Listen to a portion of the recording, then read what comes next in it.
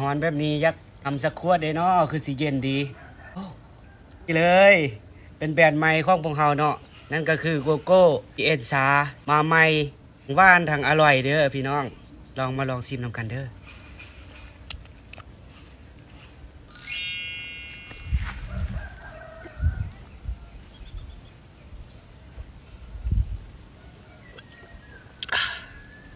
ว้าว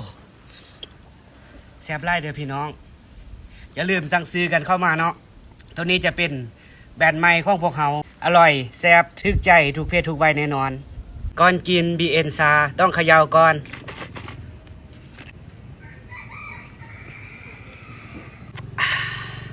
มาสั่งซื้อกันเด้อ